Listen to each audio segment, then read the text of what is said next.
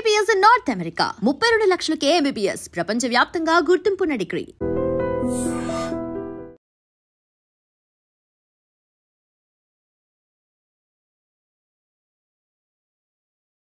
చాలా కృతజ్ఞుణ్ణి.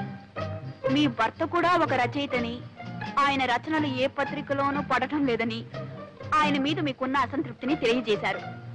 మన దేశంలో ఎందరో మహాకవులు, మహారచయితలు అలా మరుగున పడి ఉన్నారు. మీ భర్త కూడా ఒక మహారచయిత అయి ఉంటాడు. ఎప్పుడో ఒకప్పుడు తప్పకుండా వెలుగులోకి వస్తాడు. సర్లేండి. చూసారా, మీరేమో ఆయన కాపీ రైటర్ని తీసి పారేస్తున్నారు, ఆయన మిమ్మల్ని గొప్ప రచయిత అని మెచ్చుకుంటున్నారు. అదే ఆయన గొప్పతనం. గొప్పతనమే. నన్ను గొప్పాడు చేసి అతను గొప్పాడైపోయాడు. ఏడ్చిందో ఏడ్చాడో ఆయన గొప్ప మనిషి. అన్నట్టు మా క్లబ్ యానివర్సరీకి ఆయన చేత ఒక నాటకం రాయిస్తున్నాం. ఆ బాధ్యతంతా నాకే అప్పగించారు తెలుసా? కథ వచ్చినట్టే.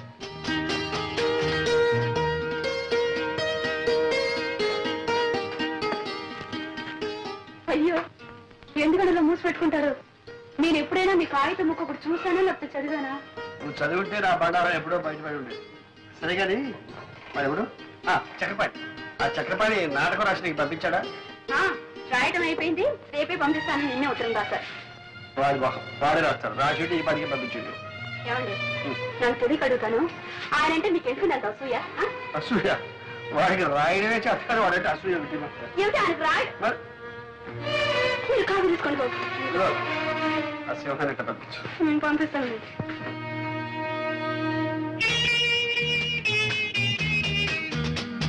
దుర్గా దుర్గా, నువ్వు కొంచెం హెల్ప్ చేయాలి. ఎందుకే? దివ్య నెక్లెస్ కొనుక్కుంటుందట, నువ్వు వచ్చి సెలెక్ట్ చేయాలి.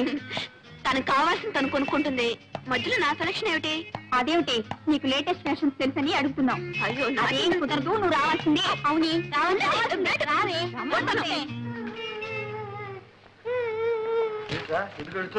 ఏంటో స్కూల్లో గొడవ. చూపించమ్మా.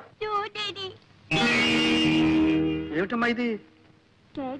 నా ఫ్రెండ్ లలిత నేను ఫైటింగ్ చేసినప్పుడు కింద పడేసి నన్ను కొట్టింది. కింద పడ్డాక గాజులన్నీ పగిలిపోయి గుచ్చుకుని రక్తం వచ్చింది చూడు డాడీ. నేను ఏడుస్తున్నప్పుడు ఆ లలిత లేదు, నాకు బంగారు గాజులున్నాయి నీకు లేవు అని వెక్కిరించింది. డాడీ, నాక్కడ బంగారు గాజులు చేయించవా? అలాగేనమ్మా, చేస్తా. చిన్నబాబు, 600 106 చిన్నమ్మకి బంగారు గాజులు చేయించాలి. సరేలేరా, ముందు పాపను తీసుకెళ్ళి ఆయింట్మెంట్ ఏదైనా పోయి. అయ్యా, చిన్నమ్మ గారికి బంగారు గాజులు.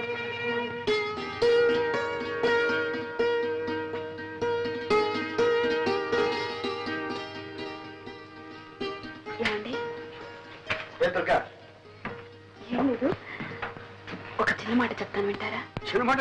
పెద్ద మాట చెప్పు. వినే ముందు ఇదేమిటో చూడండి. ఏంటి ఇదేమిటి? Order bill 4000. నేను నెక్లెస్ ఒకటి ఆర్డర్ ఇచ్చాను. నెక్లెస్? అంత అవసరమే వచ్చింది? అవసరం వచ్చి కదండి, మీకు తెలుసు నగలంటే నాకు అంత ఇంట్రెస్ట్ లేదని. అయినా తప్పలేదు. మా క్లబ్ సెక్రటరీ విజయ నగలు కొనడానికి వెళ్తూ నాకేదో పెద్ద లేటెస్ట్ ఫ్యాషన్స్ తెలుసని తనతో రమ్మంది. నేను 4 ఫ్రెండ్స్ కలిసి వెళ్ళాం. అక్కడ నేను ఒక నెక్లెస్ సెలెక్ట్ చేశాను. అది బాగుందంటూ తలా ఒకరు ఆర్డర్ ఇస్తూ నన్ను ఇవ్వమన్నారు. నేను తప్పించుకుందామని ఎంతో ప్రయత్నించాను, కానీ అందరూ చేరి నన్ను బలవంతం పెట్టేశారు. ఏమండి, ఇన్నేళ్లలో మిమ్మల్ని ఏమీ అడగలేదండి. నువ్వు అడగక్కర్లేదు దుర్గా. ఉంటే నిలువెత్తిన బంగారమే తొడిగేసేవాడి. కానీ నా పరిస్థితి తెలుసు. ఫోన్లేండి, అంత కష్టంగా ఉంటే మా పుట్టి నుంచే తెప్పించుకుంటా. దుర్గా, నీ ఆత్మాభిమానానికి అర్థమేమిటో తెలియకుండా ఉంది. నా దగ్గరేనా నీ ఆత్మాభిమానం? నీ తల్లిదండ్రులు డబ్బు అడగడంలో లేదా? ఎందుకు లేదు, చచ్చేటంత ఉంది. కానీ జరగనప్పుడు ఏం చేయమంటారు? అది ముందే ఆలోచించుకోవాల్సి. నిజమే, ఆలోచించవలసిందే. తొందరపడ్డాను. ఇప్పుడు నన్ను ఏం చేయమంటారండి? మాకంత స్తోమత లేదు, సంపాదన లేదని ఇచ్చిన ఆర్డర్ని క్యాన్సిల్ చేయమంటారా? ఫ్రెండ్స్ నలుగురిలో నన్ను చులకనమ్మంటారా? దుర్గా దుర్గా, ఎందుకని ఆవేశపడతావు? నువ్వు నలుగురిలో చులకనైతే అది నాకు మాత్రం అవమానం కదా. సరే, నేనే ఎలాగో సర్దుకుంటాను. Thank you very much. నీకు కావాల్సింది జరిగితే ఇలాగే ఇప్పటికే లెక్క చాలా పెరిగిపోయింది సార్. కింది చెల్లు వేయండి, మళ్ళీ తీసుకోండి. అంతేగాని ఆ లెక్క అట్టనే పెట్టి మళ్ళీ 7,000 కావాలంటే వీలు లేదు సార్. అది కాదు సేఠ్, మీ అప్పు త్వరలోనే తీరుస్తారు. ఈ ఒక్కసారికి నా పరువు కాపాడండి. ఏదో పరువు గిరువు అంటున్నారు, ఏమిటో 7,000 ఏమీ కుదరదు. 4,000 ఇస్తాను, సర్దుకోండి. 4,000 సరే.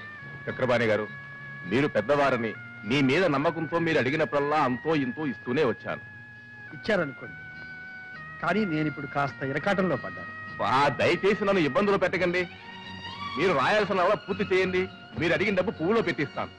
నేను ఇవ్వరని కాదు, నాకు చాలా అవసరం అది ఉండదు. నిజమే, మీ అవసరాలు బాధలు ఎన్నో ఉంటాయనుకోండి, అవన్నీ మీరు తెలుసుకోనక్కర్లేదు, అంతేగా. కానీ ఒక రచయిత ఒక మంచి రచన చేయడానికి ఎన్ని అవస్థలు పడతాడు తెలిస్తే చాలు. ఇది లెక్కలు రాయడం, చెక్కులు రాయడం కాదు సార్, మాదంతా గ్యారంటీ సరుకు సార్. రోడ్లు గోల్డని ఎవరూ తెలుసుకోలేరు సార్. 3 సంవత్సరాలు చెక్కు చెదరకుండా ఇలాగే ఉంటాయి సార్. Thank you sir.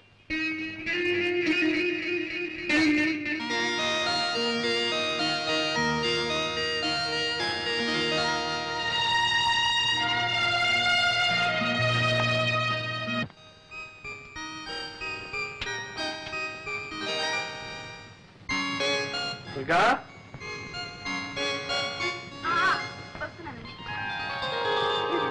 నీకు ఒక సర్ప్రైజ్. ఏమిటి? కళ్ళు మూసుకో, చెప్తా. చెప్పండి. కళ్ళు మూసుకో. సరే.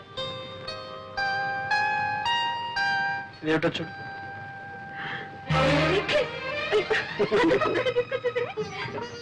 మీరు పెట్టండి. ఓకే.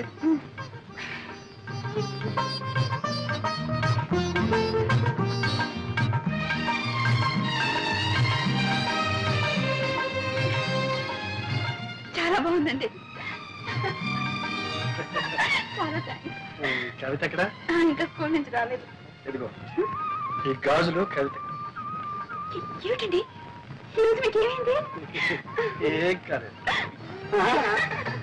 చూడు, ఈ సంతోషం అంతా క్లబ్ లో మీ మెంబర్స్ తో. నా ముద్దులో ముగిడిచాడు చెప్పేస్తాను.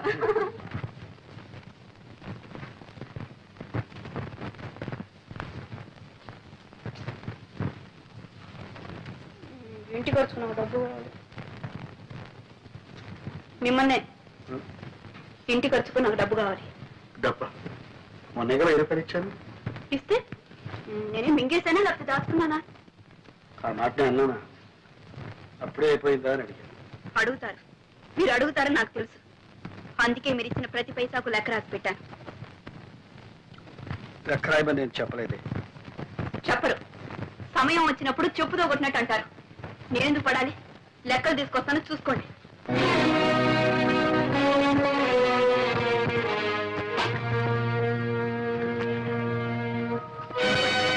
మీరిచ్చిన డబ్బు అయిన ఖర్చు అంతా రాసింది. దుర్గా, నువ్వు ఇలా ఎందుకు చిందులు దొక్కుతున్నావో నాకు అర్థం కావాలి. ఇప్పుడు నేనేమన్నాను? మీరేమన్నారో మీకు అర్థం కాదు, నేనేమైపోతున్నానో మీకు అంతకంటే అర్థం కాదు. ఎందుకు వచ్చింది? లెక్కలు చూడండి. చూడక్కర్లేదు. మీరు చూడక్కర్లేదు అంటే మీరిచ్చే డబ్బు అక్కర్లేదు. దుర్గా,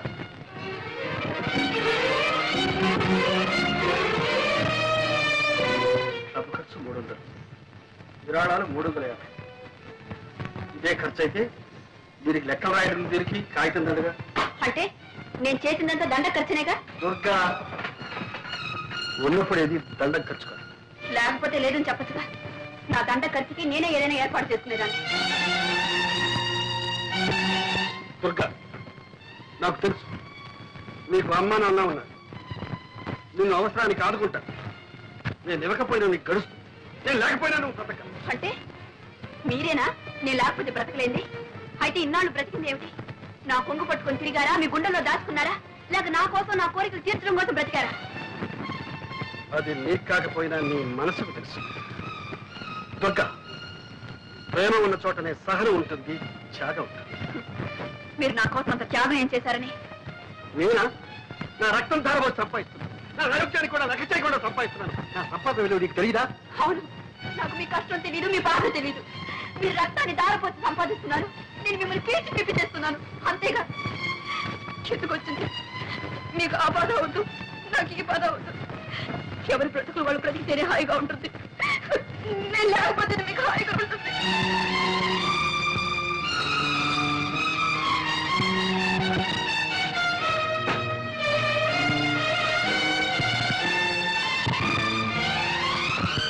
దుర్గా